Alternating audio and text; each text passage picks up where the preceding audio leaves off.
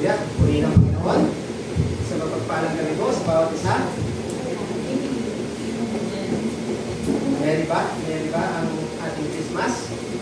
Feel ba natin? Amen po ba? Amen. Yan, purihin ang Panginoon. At isang privilege po na makapagbahagi ulit-ulit mga salita ng Panginoon ngayong gabi. At tunay, sabi nga po, bawat isa sa atin ay ang kilos ng Panginoon sa patuloy na manahan sa atin. So, ngayong gabi po ay about salvation pa rin po ang ating topic. So, mga kapatid, ito po ay isang introduction lamang po. May mga bagay po sa buhay natin na pwedeng mapalitan. Diba po? May mga bagay na kapag nasira, pwedeng maayos. Diba po? So, meron ding mga bagay na kapag pinabayaan natin, ano kaya nangyayari? Maaaring mawala, di ba? Minsan, hindi natin napapansin, wala na, talagang lumipad na parang hangin, di ba? Ngayon, sa ating buhay, di ba? Hindi naman agad nawawala yung ating pananampalataya, di ba? Yung apoy natin sa ating pananampalataya. Pero ang problema po sa natin ngayon, bilang mga Kristiyano, ay may time po na ito ay namamatay. Di ba? Kunti-kunti po tayong may panahon na tayo naglalamig. Ngayong gabi, alamin po natin yung mga yan. Ano kaya yung resulta, o kaya ano kaya yung problema natin. Di ba po? So, kadalasan po kasi, hindi dahil may malaking kasalanan tayo, kundi tayo ay nagiging kampante. Yun po ang isang problema. Nagiging kampante po tayo. At yun po mga kapatid, ang pinaka-delikadong kalagayan ng isang Kristiyano. Nagiging kampante po tayo. Pero sabi nga po, kahit kampante tayo, still, ang pagmamahal ng Panginoon ay nandun. Hindi po siya nagagalit sa atin, di ba? Feeling natin, pinaparusahan na tayo. Pero yun nga po, nagiging kampante tayo. Nasasanay na po tayo dun sa biyaya ng Diyos sa atin. Hindi na tayo, may time po kasi na hindi na tayo marunong umiyak. Di ba? Nakakasal nila ba? Hindi na tayo marunong umiyak. Simulang pagkakilala natin sa Panginoon, hindi na tayo nag-iyak dun sa ginawa ng Panginoon sa atin. Naglalamig talaga tayo. Hindi na tayo namamangha dun sa kaligtasan na ating naunawaan nung unang tinanggap natin ng ating Panginoon. At doon po ngayon, ito ngayong gabi, doon po pumapasok yung tanong ng Biblia sa atin. At talagang paitan po na yung konsensya natin ay naroon. Di ba po? Sumisigaw na yung konsensya natin. Nasaan na kaya ako? Ano na kaya kalagayan ko? Especially doon sa mga nakakilala at talagang tumanggap sa ating Panginoon. Kung di ba, kung hindi pong maalala, di ba? Yung ating tinanggap, yung ang ating Panginoon, di ba po? I-rewards niyo po yung Passion of the Christ. Ano ang mapipil ninyo? Ano ang pakiramdam niyo po? Sino po nakanood ng Passion of the Christ? Halos lahat tayo. Paulit-ulit po yun. Pinapanood natin. Tuloy. Anong occasion yun? Holy Week, di ba? Mahal na araw. Di ba? Kung i-rewards natin yun, ano yung ginawa ng Diyos sa atin? Mari-remind kaya tayo? O so tuwing mahal na araw na lang natin siya nakikita at naaalala. Di ba po? So ngayon po, ang Diyos kaya, ano kaya ang pakiramdam sa atin? Tingin po natin. Ngayon, sa ating susunod na how shall we escape if we neglect the so great salvation natin? If we neglect yung ating salvation. Kung neglect po kasi ibig sabihin niyan, parang binaliwala. Hindi natin wala tayong pakialam. Pinapabayaan natin. Di ba po? So ngayon, bago po tayo lumalim pa, tanungin natin yung sarili natin, ligtas na kaya ako? Diba? Ligtas na kaya ako? Gaano kaya kahalaga sa akin ang kaligtasan ngayon? Ngayong season na to, ngayon, nandiyan po kayo sa ating mga upuan. Gaano kaya? Pinaglaban mo na ba yung kaligtasan mo? Di ba po? Naging routine na lang ba sa atin? So ngayong oras na ito, hindi tayo tinatawag ng Diyos para takutin ha, kaibigan kapatid. Nagiging seryoso po kasi tayo. Talagang seryoso po kasi ang Diyos sa atin. Di ba po? Amen. Hindi po tayo tinatakot ng Bible. Kundi para tayo ay gisingin. Di ba? Yung ating puso, nasaan na ba kaya tayo? Nasaan kaya tayo wala ang Panginoon sa atin? Ngayon, sa ating passage tonight ay how shall we escape if we neglect the so great salvation? Sa Tagalog, gayon din naman, paano tayo makakaliwas sa parusa kung hindi natin pahahalagahan? Ibig sabihin, neglect yan. Ang napakadakilang kaligtasan ito, ang Panginoon ang unang nagpahayag ng kaligtasan ito at ang mga nakarinig sa Kanya ang nagpatunay sa atin na ito'y totoo. Amen? Next slide please. Next, balik mo po. Yan. Ang aking title, ayan. The So Great Salvation. Bakit kaya so great, mga kapatid? Diba? Pansinin niyo po yung talata na aking binasa kanina. Hindi sinabi po ng Bible na salvation lang. Hindi rin niya sinabing importante ang salvation. Hindi rin niya po sinabing helpful ang salvation. Ibig sabihin yung so great. Diba? Ibig sabihin yung great po kasi dyan, ibig sabihin yan, may mga bagay na mabuti, may mga bagay na mahalaga, pero may isang bagay na dakila at iyon ang ating kaligtasan. Amen? So ngayon yung salitang great po kasi, ito po ay hindi po isa exaggeration at exaggerated na sinasabi na so great. Kasi ito po ay divine evaluation po ng Panginoon doon sa salita niya mismo. Na ito ang tingin ng Diyos doon po sa salvation, it is divine. Diba? Yun po yung tingin ng Panginoon. Tayo po kaya, ano kaya ang tingin natin sa ating salvation? Sa salvation? Kung ang Diyos mismo ang nagsabing great ang salvation, dapat mas lalo natin, hindi natin ito tinatrato na ordinary lang. Diba po?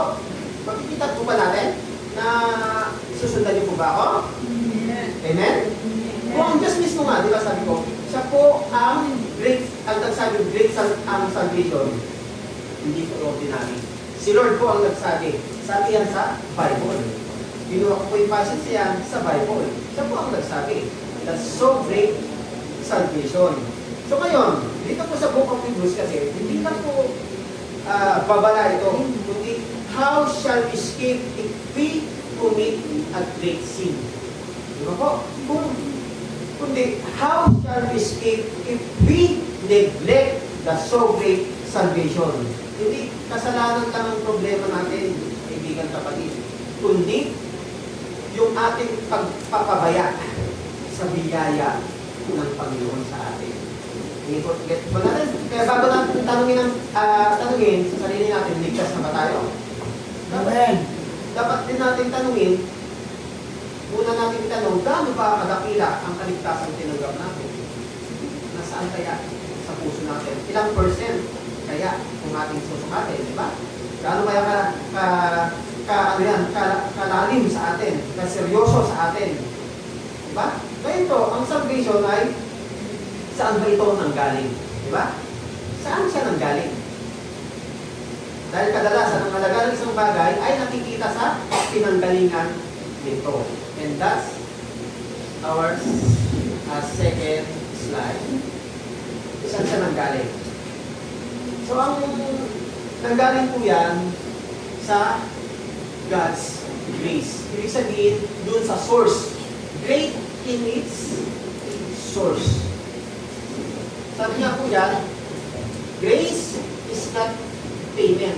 It is provision sa ating Lord. Grace is not grace, it is mercy sa atin na Lord. Nandun yung awa niya, nandun yung pagtutubran niya sa atin. So kailangan, yung source na yan, saan nanggaling? Ngayon, sabi po kasi sa Hebrews 1, kung ating pong titignan yung sa Hebrews 1, yung layunin po doon sa Hebrews 1, ito ay pinakitang si Kristo po ay higit sa lahat.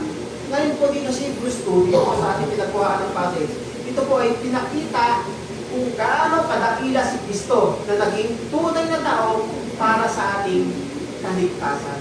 Napakahalaga. Siya po ang bumaba. Siya po ang tumubos sa atin para sa ating kaligtasan.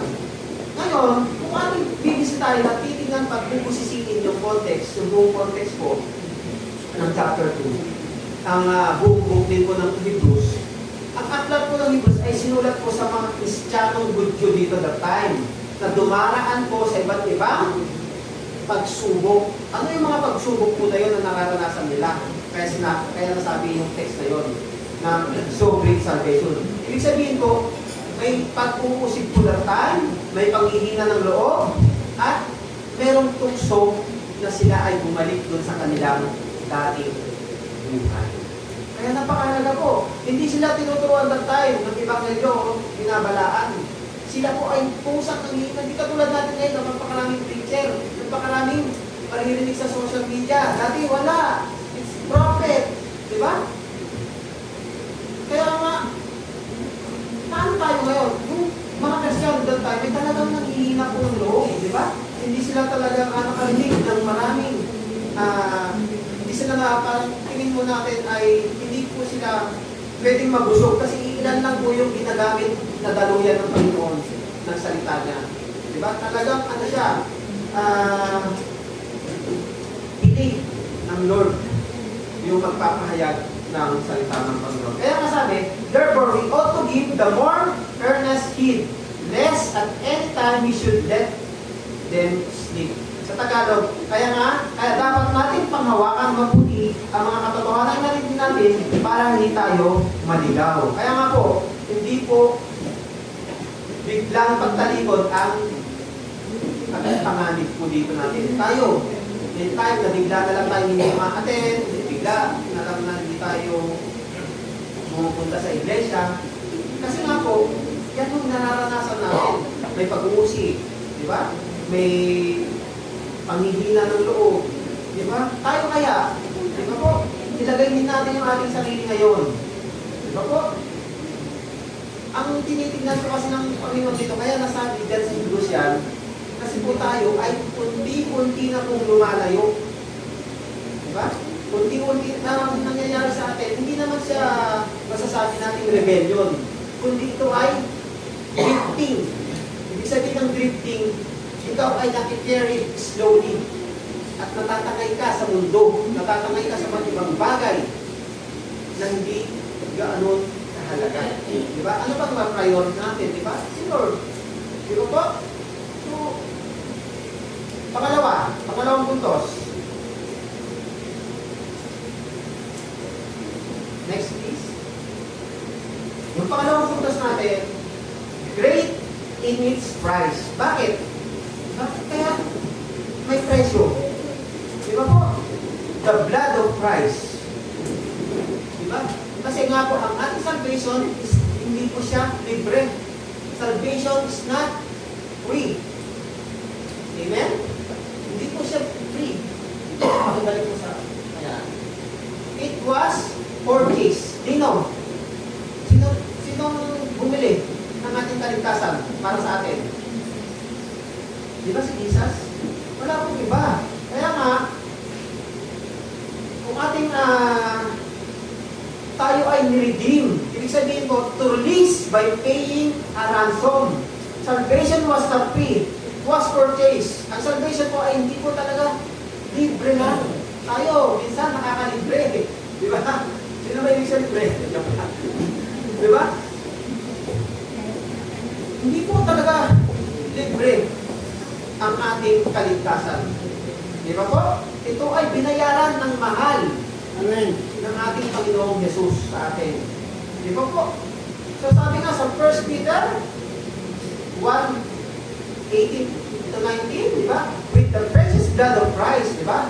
Knowing that you were not redeemed with things like silver or gold from your aimless conduct received by tradition from your fathers. Sa verse 19, but with the precious blood of Christ as of a lamb without blemish and without spot. Diba po? Walang dungis. Yung bumili sa atin. Walang iba po si Jesus Christ yan. Sabi nga po sa Matthew 20:28, di ba? To give His life a ransom for many. Hindi lang po sa atin, hindi lang po sa akin, kundi po sa atin lahat ibinigay. Yung, ano yan? Great in its price. Kaya, kaibigan kapatid, bilhin na po tayo. Diba? Sabi nga po sa Scripture, blood means life poured out, judgment satisfied. Diba? Ito rin po covenant shield sa atin ni Lord. The cross was not a symbolic. It was substitutionary. Walang pwedeng mag-substitute dun sa ginawa ng Panginoon sa atin. Diba po? So, Jesus did not die to make salvation possible. He died to make salvation certain. Sigurado. Amen? Kiniklaim na po ba natin na tayo saved? Amen. Di ba po? Kaya sa atin, kaibigan kapatid, meron din dapat tayong application na gagawin sa ating mga buhay. Dapat, kung ano yung cause of His blood, Jesus sa atin, must never be treated casually. Sa atin ngayon, kumusta? Hello po. Kumusta kaya tayo? Casual na lang ba? Ganyan ang nangyayari sa mundo. Nagiging casual na lang po yung pagtubos ni Jesus sa atin. Di ba po? Hindi natin masyadong naunawaan. Hindi ko rin po talaga naunawaan. Ang ginagawa ko yan. Pero dahil sa habag ng Diyos sa atin, katulad ng unang puntos natin, God's grace. Ngayon, binili niya tayo. Di ba po? Ngayon, sa atin, kaibigan kapatid, we must examine our habits. Ano ba yung mga habits natin? Habits that cheapen. Yung cheapen, ibig sabihin yung cheapen, reduce the price grace. Ibig sabihin, tayo po, dahil lang masabi po natin na casual na lang yung ating pagkakaunawa or papahalaga sa salvation natin, meron tayong mga secret sin. Meron tayong nagiging shallow repentance na lang yung nangyayari sa atin. Pag sinabing shallow, yung ating repentance, ano kaya gano'n? Ano yung ibig sabihin nun? Hindi po tayo gano'n na sincere doon sa paghingi natin ng kapatawaran sa Panginoon. Sincere ba tayo? Gano'n kaya tayo ka-sincere ngayon? Yung ating itetest, ating evaluate yung ating mga sarili ngayon. Ano na po tayo kaya? Diba? Ang balik ng Lord sa atin. Grabe yung habag niya sa atin. Buhay pa rin tayo. Kaya huwag natin i-treat yung ginawa ni Lord sa atin na yung price na pinambili ng kanyang buhay, ganun-ganun na lang. Napakamahal po ng pagkabili sa atin na Lord. Pagkatubos niya sa atin. Kaya nga tayo, remove all influences that dull sa atin. Ibig sabihin pag dull, lacking of interest. Wala tayong sensitivity dun sa cross na ginawa ng Panginoon sa atin. Nagiging sensitive pa ba tayo? Di ba po? Sensitive pa kaya tayo? Amen po? Ito po talagang tulong ni Lord. Kung hindi po tayo nagiging sensitive ngayon, nagiging ano po tayo?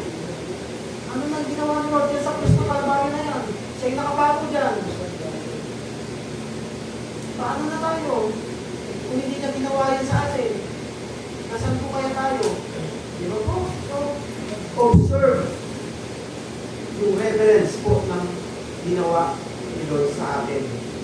Huwag po natin siyang gawin routine, magpos pahalagan po natin. This is challenge sa atin, this coming 2026. Mas lalo pa tayong mag-init para sa Panginoon, di ba? Amen po ba? Lalo natin gamitin yung buhay natin. Kasi hindi natin talaga alam. Napakamahal, great in its price, the blood of Christ. Amen? Sabi nga sa Hebrews 10:29, counted the blood of covenant an unholy thing. Di ba? If Christ gave His life for your salvation, you must give your life in response. Ganun ba tayo?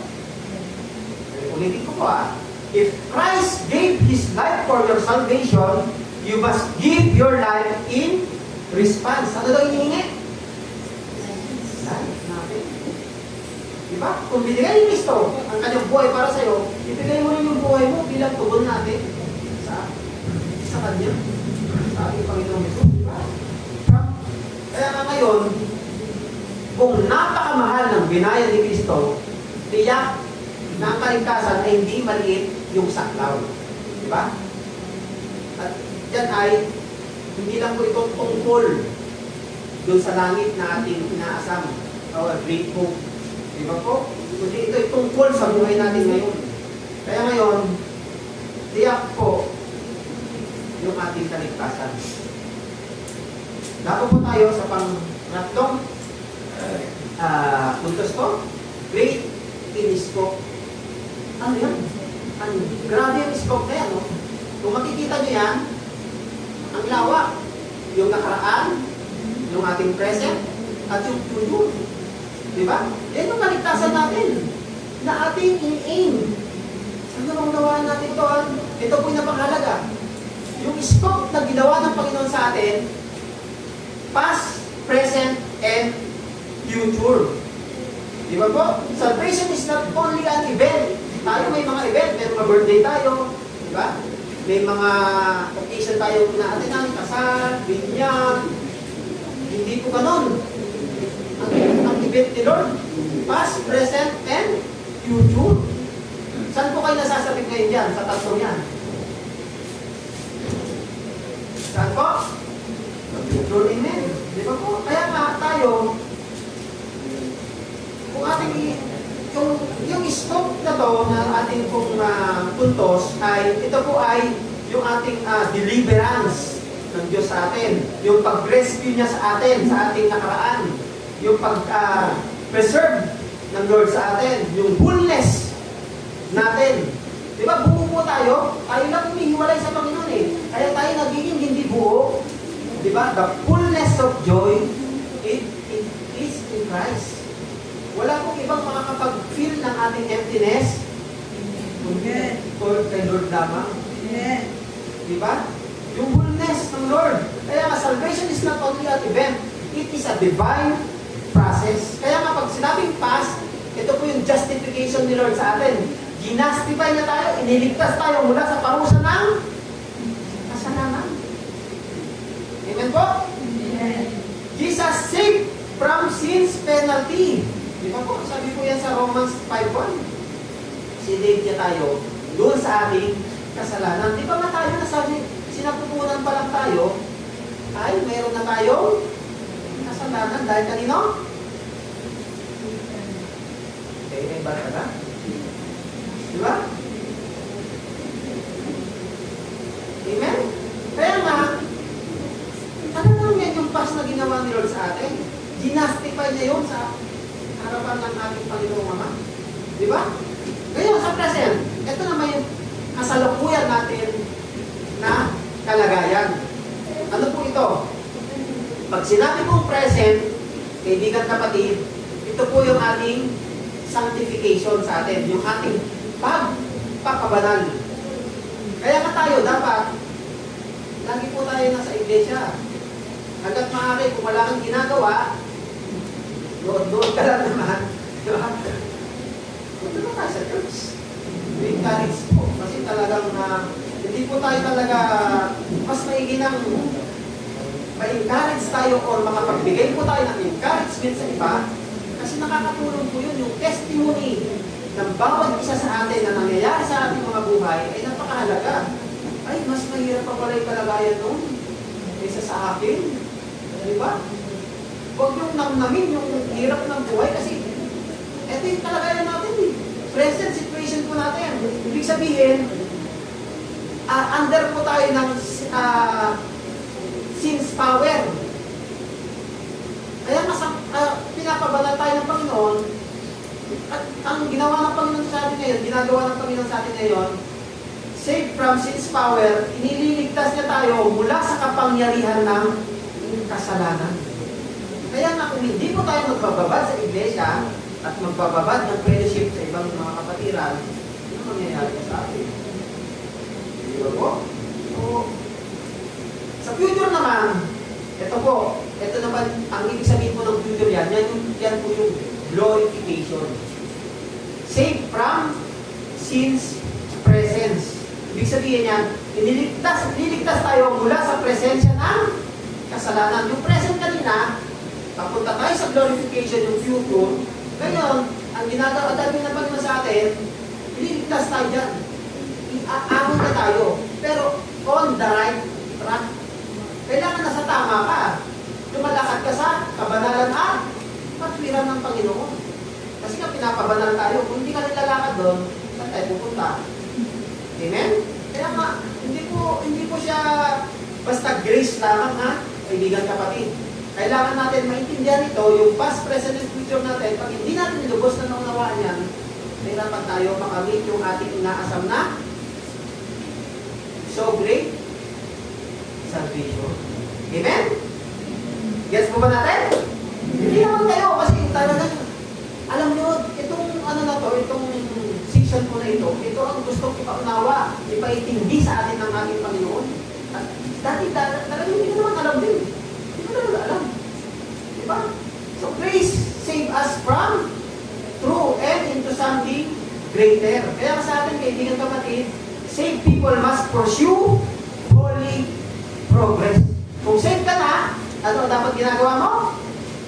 Magpakita po tayo ng malinaw na pagbabago. Saan? Sa ating mga buhay. Amen. Di ba po? Kailangan po natin gawin yan. Required po yan na ano. Ito po required po ito. Itong katagang to, magpakita po tayo ng malinaw na pagbabago. Pag hindi po natin ginawa yan, ayaw natin magsisi. Di ba po? Gamitin natin yung ating lakas para ibahagi ang salita ng Panginoon. Ngayon, meron pa tayong concrete action na dapat gawin. Identify one area where sin still dominates. Sino ang mga nagdo-dominate sa mga kasalanan na nagdo-dominate sa atin? Di ba? Ano yan? Ano kaya yung mga yan? Di ba? Yan yung mga hindi natin pag ganyan ang nangyayari, sin still dominates sa atin, dapat ang gawin natin yan, we must confront it biblically. Kaya na dapat magbabad. Pag hindi natin ginawa yan, wala po tayo. Wala tayong spiritual discipline. Wala tayong word. Hindi tayo tutulungan sa word, sa prayer, at accountability ng bawat isa sa atin. 3. As Christian, sinasabi po natin, na Christian po tayo, we are accountable po, especially sa ating mga loved ones and relatives. Kasi sila yung mas malapit natin magbabahiginan, magbibigyan ng babala. Di ba po? Hindi po biro ito, usapan ito. It is salvation.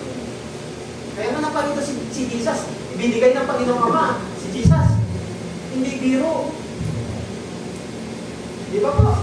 Kaya nga tayo, magkaroon po tayo ng concrete na hakbang. Dapat meron po tayong regular prayer time, faithful church involvement, at especially yung ating pagtigil sa ating mga kasalanan. Kung meron man tayong sin, hidden sin, o kaya habitual sin, kasi po, ito talaga kailangan natin sabihin ito totoo. Di ba po? Kaya kailangan, and ultimately po, replace passive Christianity with obedient living. Kaya tayo, sa ating mga kapitbahay, di ba? Dapat maging yung treatment, yung pakikisama, di ba po? Tayo, kaya natin mag-isama sa mga kaibigan natin How much po yung ating mga kapitbahay, kamag-anakan. Di ba po? Kaya nga, sabi nga sa Titus 2:11-12, the grace of God teaching us that denying ungodliness. We must deny yung mga hindi kalugod-lugod sa ating Panginoon. Grace does not train us to live holy has been misunderstood. Ibig sabihin po niyan, ang grace na hindi nagtuturo po ng kabanalan ay grace na hindi po natin naintindihan. Naiintindihan ba natin? Ang biyaya ng Panginoon sa atin hanggang ngayon. Nagbuhay pa rin po tayo. Ito po yun. Di ba po? Kung ating papahalagan ang biyaya ng Panginoon sa atin, yung kanyang purong biyaya sa atin, nasa ultimately, ang kanyang buhay, kanyang inaalay sa atin. Di ba po? Kaya ngayon, ang salvation ay gumagawa po sa ating nakaraan, sa ating kasalukuyan, at sa ating hinaharap. But we must alalahanin natin itong mga bagay na ating narinig ngayong gabi. Di ba po? Kasi talagang hindi natin, natural po na magtanong tayo. Kasi nga, minsan, hindi natin talaga nineglect natin. Kagaya ng sinabi ko kanina sa una. Nineglect natin. Wala tayong pakialam. Diba po?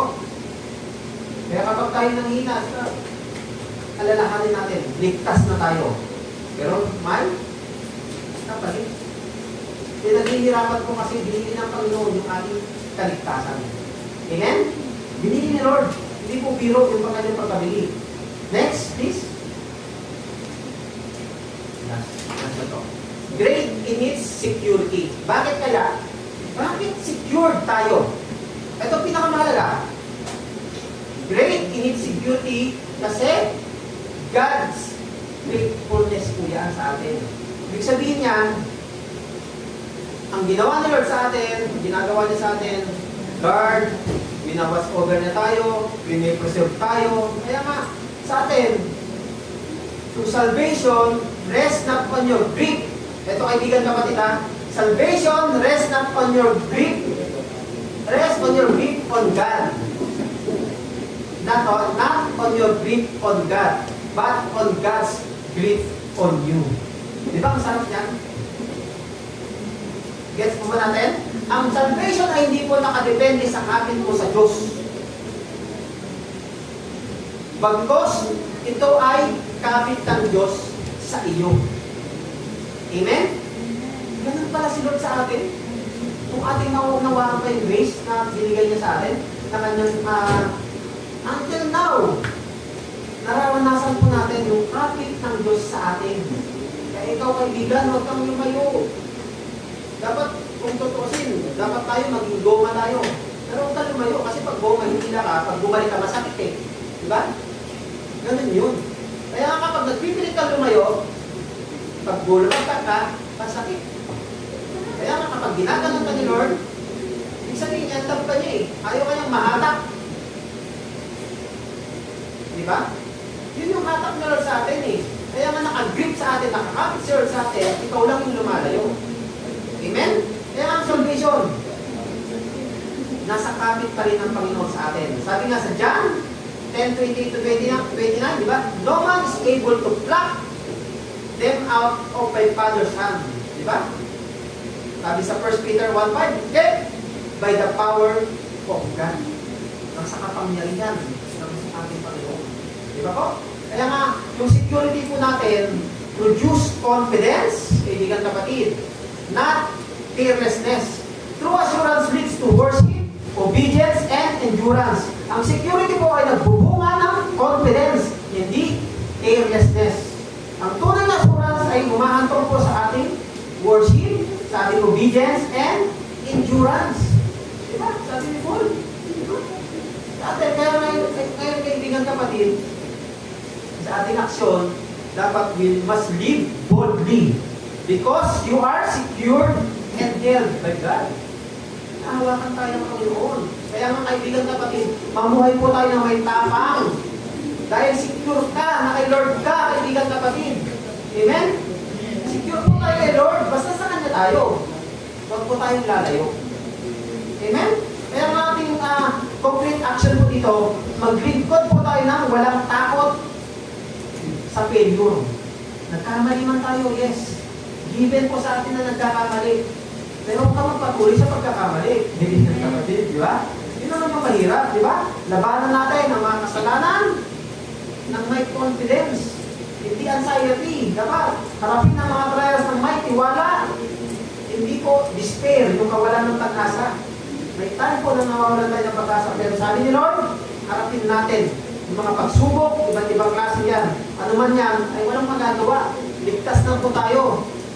Diba? Sabi ka na, no one can snatch from my Father's hand. Hindi po tayo pwede agawin ng mundo. Kaibigan kapatid, di ba? Kaya nga tayo, maglingkod po tayo ng faithful muli sa bawat ministry. Hindi natin po dapat ito pinapabayaan. Sabi nga sa Romans 8:38-39, ano sabi dyan? Nothing shall be able to separate us from the love of God. Kaya nga walang makakapag-iwalay sa pagmamahal sa atin ng Panginoon. If God keeps your soul, entrust Him with your life. Diba? Kinigip niya natin soul, buhay pa rin tayo. At kung iniingatan ng Diyos ang kaluluwa mo, ipagkatiwala mo rin sa Kanya ang buong buhay mo. Wala pong iba tayong pagkakatiwalaan. Yes, pagkatiwalaan natin yung ating loved ones. Pero masibit po na ipagkatiwala po natin ang ating buhay sa ating Panginoon. Kaya napangahalaga nga na bawat pag-isip natin, Lord, thank you. Ikaw na po bahala sa maghapon ko. Hindi ko kaya harapin ito eh. Diba? Suko talaga ako, Lord. Kung tinitignan mo pa lang kung gaano ka nang bahala ang mga responsibilidad mo, ang mga bayarin mo, diba? Namuhala siya, pero pag kay Lord tayo umaasa, diba? Ang sarap eh. Secure tayo kay Lord. Amen? Isipin natin yun. Ngayon po, baka may magsabi sa atin, kung secure ka naman pala, bakit may babala? Diba? Secure tayo. Bakit tayo may babala? Diba? Kasi ngayon po, kaibigan kapatid, pwede po natin itong mapabayaan base sa ating mga karanasan, base sa ating mga kagalakan na nangyayari. Kaya nga may danger. Ano itong danger na ito? Next please. It is a serious warning. Kaibigan kapatid. Ito, sana ma-take note to ng bawat isa sa atin. The danger of neglect. Nabanggit ko po yan kanina sa una natin pag-uumpisa. Meaning, ibig sabihin niya, if we neglect, if we are careless to show no concern, to disregard, diba? Ang neglect ay hindi po rebellion, ito ay indifference, kawalan ng malasakit natin sa ating kanino, sa ating kapwa, sa ating iglesia, sa ating mga mahal sa buhay. Ganyan po ba tayo? It's a serious warning po, kaibigan kapatid. Di ba po? Hindi naman po tayo, pero kasi dyan, kaya nga serious warning kasi, hindi naman tayo galit, kundi wala po tayo talagang pakialam. May pakialam pa kaya tayo? Di ba po? Ang hirap na ito, pero sabihin natin ito sa ating loved ones. Lalo ngayon, makakasama natin sila, magtitipon-tipon tayo. Samantalahin natin. Neglect is not rebellion, it is indifference. Neglect is not hatred, it is apathy. Ibig sabihin ng apathy, walang pakialam talaga. Diba? Totally walang pakialam. Kaya nga sa Hebrews 2:1, sabi po yan, lest any time we should let them sleep. Diba? Drifting happens quietly kasi kaibigan kapatid. Diba? Tahimik na nangyayari yan sa buhay natin. Diba? Yung coldness natin, nangyayari yan slowly. May mga serious warning siya. Kaya kung hindi natin yan aware, hindi tayo aware, meron na tayong panlalangin, kaibigan kapatid. Kaya nga huwag natin hayaan na gano'n na naman lalangin tayo. Kaya nga ang paglayo natin ay kunti-kunti rin. Kaya nga hindi ka lang atin ng Bible study. Susunod yan, linggo, wala ka na. Ganun naman nangyari. Nabubunaw na lang tayo. Parang chasing after the wind. Diba? So, huwag po tayong hayaan. It's a serious warning po sa bawat isa sa atin. Ngayon po, ang spiritual drift ay kailangan itama intentionally. Bakit? Ibalik natin agad yung ating personal devotion. Lang mo na yung sekreto eh. Ibalik natin agad yung ating personal devotion, word and prayer, fellowship at accountability, magsisi. Specific sa ating mga kasalanan, kung meron, di ba? Kaya nga sabi ni David sa Psalm 51:12, di ba? Restore unto me the joy of thy salvation. Si David ganun eh. Nagkasala siya ng gusto. Alam niya may kasalanan siya, may pagkakamali siya. Pero sabi na, Lord, restore me. Ibalik mo ako dun sa dating pagmamahal ko. Kainit yung mainit na pagmamahal ko at pagtingin ko sa iyo, Lord. Ganun si David eh. Kung nagkasala siya, agad siyang humingi ng kapatawaran. Kung nagkamali siya, kung hindi niya kaya. Diba? Yung mga susunod niya, diba? Ultimo nga halaman. Diba? Pinakausap niya. Ganun si David, diba? Ganun siya humingi. Ganun siya nakikipag-usap kasi alam niya lahat ng bagay ay nilikha ng Panginoon. Amen po, ano yun? Matapos natin makita yung ating gaano po kadakila ng salvation, kung at saan ang pinanggagalingan nito, diba? Yung price, kadakila, yung base, God's base, kung gaano saan magagaling ito, yung pinanggalingan nito, at yung presyo nito, at kung ano yung saklaw nito, at ano yung katiyakan nito, diba? Yung 4 points ko po, 4 points po natin. Ang tanong, ano ang salvation ngayon sa'yo?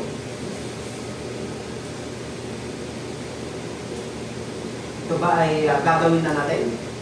May action na kaya tayong gagawin, kaibigan kapatid? Amen? So, napakasarap po na makita pa natin kung ano talaga ang ginawa ng ating Panginoon. Actually, mahaba po ito, pero hanggang dito na lang ating ano. Ngayon, sa ating final call, next please. Last na lang po ito, this slide. Ano ang final call ni Lord sa atin? Salvation is too gracious to ignore. Huwag po ignore, kapatid. Too costly to cheapen.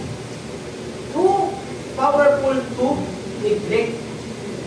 Huwag natin i-neglect yan. Kaya nga, if you are unsaved, receive Christ today, kaibigan kapatid. Sabi po yan sa 2 Corinthians 6:2. If you are saved, but drifting, return now to the Lord. Sabi po yan sa Revelation 2:4-5. Kaya nga, ang salvation po, too gracious, masyado po siyang mahal. Diba? Masyado po siyang mahal para i-ignore natin. Diba? Too costly. Diba? To cheapen. Masyado po siyang cheapen to reduce the price. Huwag natin i-reduce. Kasi tayo nilineglect natin, binabawasan natin. Inaano lang talaga natin, hindi natin siya iniintindi. Ibig sabihin lang nun, wala tayong pakialam. Kung ligtas na ba ako? Kaya nga kaibigan kapatid, kaya nga pinapaalala, ang salvation is too powerful to neglect. Diba po? Huwag natin itong pabayaan. Kaya sabi sa Hebrews 2:3, how shall we escape if we neglect the so great salvation? Kaya kaibigan kapatid, we need this. Alalahanin natin kung ano yung ginawa ng ating Panginoon mula sa kanyang biyaya, sa lawak, sa kanyang pagbabayad ng ating mga kasalanan, at yung security natin, ay sigurado po, pag si Lord ang nagsabi, yan po ay totoo. So yun po, sa Diyos lahat ang papuri.